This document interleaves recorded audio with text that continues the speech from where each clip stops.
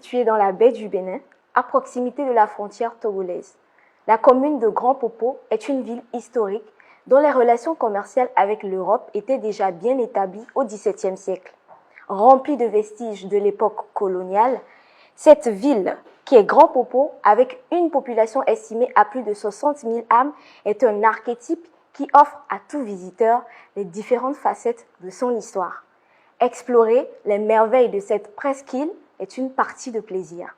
Nous recevons aujourd'hui M. Jocelyn Ayikwe Ayi, le maire de la ville de Grand Popo, dans cette émission spéciale tourisme pour échanger sur le thème « Apport des collectivités locales du Bénin dans le développement touristique intégré ».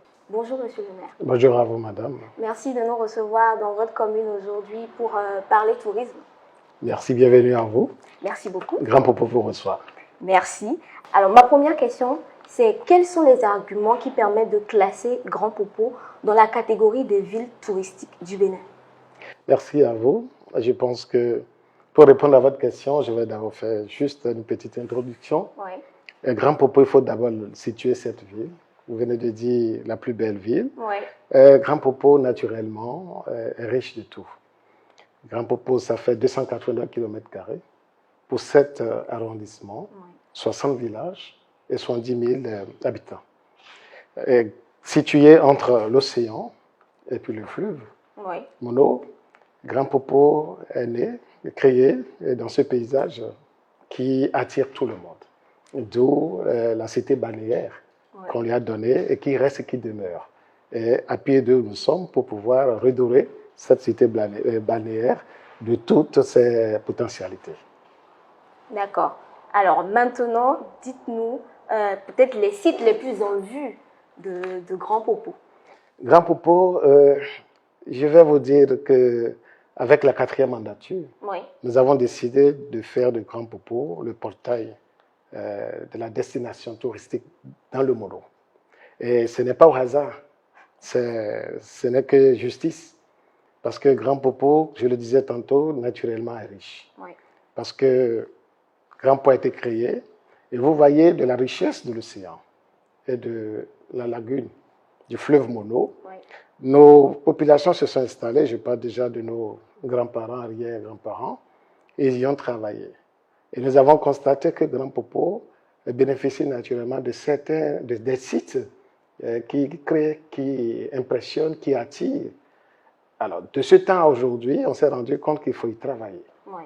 Nous avons brièvement, là tout de suite, communément appelé la bouche du roi. La bouche du roi, comme le dit, c'est aussi simple. On voit, on constate, on entend, mais qu'est-ce que c'est? C'est simple. Parce que lorsque vous décidez de découvrir la bouche du roi, vous avez toute une promenade à faire. Que vous soyez touriste et vous venez dans Grand Popo, vous n'aurez pas le temps de dormir, de rester à l'hôtel. Vous êtes à l'hôtel, mais vous pouvez quitter l'hôtel. 2 heures de temps à vous balader, à vous perdre, à vous épanouir avant de revenir à l'hôtel. La bouche du roi, oui. ça nous permet déjà de déboucher sur cet arrondissement qu'est la mine d'or de la commune de Grand Popo, appelée l'arrondissement d'Avlon. Pour y aller, vous traversez, vous prenez la barque, vous avez environ 2 heures de traversée, mais vous découvrez des choses splendides, resplendissantes, parce que là-bas, nous avons la biosphère qui reçoit près de 2000 espèces aviaires. Wow. Vous avez le temps de vous promener, le temps que vous voulez à travers les mangroves. Imaginez le paysage et vous allez voir un peu de quoi il est question. Mais il n'y a pas que ça.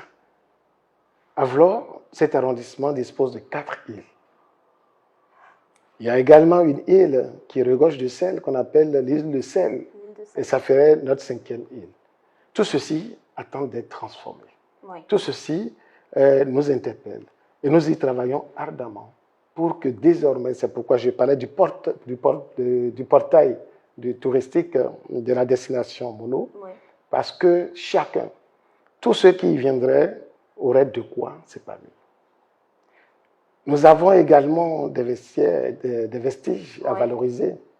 Il y a les bâtiments coloniaux que nous avons, que ce soit coloniaux et afro-brésiliens, qui sont restés jusque-là en l'état, que nous pensons, avec les objectifs que nous avons, la vision que nous avons à atteindre à vraiment capter le monde touristique, à revaloriser tout ceci, compte tenu des objectifs.